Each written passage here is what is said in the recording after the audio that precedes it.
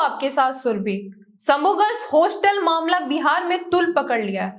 पक्ष विपक्ष तमाम नेता इस मामले में आवाज उठा रहे, लेकिन बिहार के नेता प्रतिपक्ष तेजस्वी यादव ट्वीट कर रहे हैं। वो बैठ के अपने कर्तव्यों की इतिश्री कर रहे हैं। क्या कुछ कहा है नेता प्रतिपक्ष, इसके बारे में हमें विस्तार से बताएंगे हल्ला बोल टीवी के संपादक दीपक शर्मा। देखिए, जो सवाल सुरभि ने उठाया है, यह सवाल हर बेटी के मन में उठ रहा होगा, जो इस बेटी के मन में उठा है, जो हमारे उप संपादक सुरभि के मन में उठा है कि नेता प्रतिपक्ष से क्या अपेक्षा होती है कि वे सरकार को घेरे, सड़क पर उतरे, पीड़िता के साथ खड़े हों, पीड़िता के परिवार के साथ खड़े हों। लेकिन नेता प्रतिपक्ष तेजस्वी यादव ट्वीट कर रहे हैं। 7 मिनट पहले उनका ट्वीट आता है। ट्वीट क्या है, पढ़िए, हम आपको पढ़कर सुनाते हैं। ट्वीट है उनका, नीट छात्रा के दुष्कर्म और हत्या का उद्भेदन करने की बजाय बिहार सरकार ने केस को सीबीआई को सौंपने का निर्णय लेकर फिर साबित कर दिया है कि बिहार का प्रशासनिक ढांचा भ्रष्ट, अयोग्य, अदक्ष और अनप्रोफेशनल है, जो एक बलात्कार और हत्या के केस को भी नहीं सुलझा सकता। जी। पुलिस से अधिक यह बड़बोली एनडीए सरकार के करप्ट और कंप्रोमाइज तंत्र की विफलता है, जिनके कर्ता धर्ता मंत्री मुख्यमंत्री दिन रात आकाश पाताल से अपराधियों को पकड़ने की डींगे हाँकते हैं। नवरूणा कांड जैसे अनेक मामलों में सीबीआई 12-13 वर्षों से आरोपियों को नहीं पकड़ पाई तथा जांच भी बंद कर दी। यही इस मामले में भी होना है। कहां है चुनाव में जंगल राज चलाने वाले? बिहार की ध्वस्त और भ्रष्ट विधि व्यवस्था की जवाबदेही कौन लेगा? क्या फिर सरकार द्वारा हेडलाइन मैनेजमेंट के जरिए ध्यान भटकाने की कोशिश होंगी?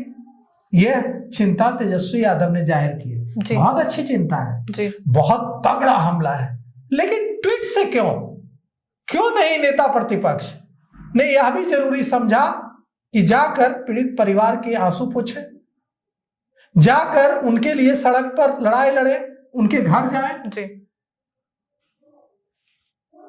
कैसे नेता प्रतिपक्ष है तेजस्वी यादव, जो अपने कर्तव्यों की इतिश्री ट्वीट करके कर ले रहे हैं? और इन्होंने नवरूणा कांड की बात की, शिल्पी गौतम कांड की बात क्यों नहीं कर रहा? बिल्कुल, शिल्पी गौतम कांड की भी बात करनी चाहिए थी। चंपा विश्वास कांड की बात क्यों नहीं कर रहे? चंपा विश्वास कांड की भी बात करनी चाहिए थी।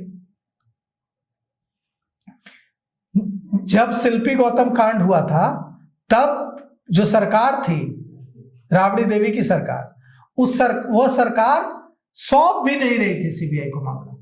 उसके लिए भी आंदोलन करना पड़ा था, पूरे बिहार को सड़कों पर उतरना पड़ा था। तब भारी दबाव के बाद सौंपी गई थी जांच जी। सीबीआई जांच अगर कराई जा रही है बिहार सरकार की ओर से, तो यह एक स्वागत योग्य कदम है। यहां तो जब आरजेडी की सरकार थी, तब सीबीआई जांच की मांग होती थी और सीबीआई को केस नहीं सौंपा जाता था। उसके लिए लड़ाई लड़नी पड़ती थी शिल्पी गौतम में। परिजनों को ऐसा नहीं है कि परिजनों को, इसलिए छात्रा के पिता, छात्रा की मां, छात्रा के परिजन सीबीआई जांच का विरोध कर रहे हैं कि उनको सीबीआई पर भरोसा नहीं है। इसलिए विरोध कर रहे हैं क्योंकि जो ट्रैक रिकॉर्ड है सीबीआई का, वो ये बताता है कि सीबीआई किसी केस के इन्वेस्टिगेशन में लंबा समय लेती है जी। और सीबीआई इस मामले में भी कहीं लंबा समय न ले ले, इसलिए विरोध कर रहा है। बिल्कुल, उनकी मांग है परिजनों की कि न्यायिक जांच हो। उनकी मांग है, पिता की, छात्रा के पिता की मांग है कि सुप्रीम कोर्ट या हाई कोर्ट की निगरानी में जांच हो। तो कुल मिलाकर के अदालत का दरवाजा, माननीय उच्च न्यायालय का दरवाजा खटखटाया है पीड़िता के पिता ने वकील दिवाकर सिंह के माध्यम से। और देखिए इस मामले पर क्या फैसला आता है, क्या सुनवाई के दौरान क्या स्टैंड कोर्ट का, पटना हाई कोर्ट का आता है।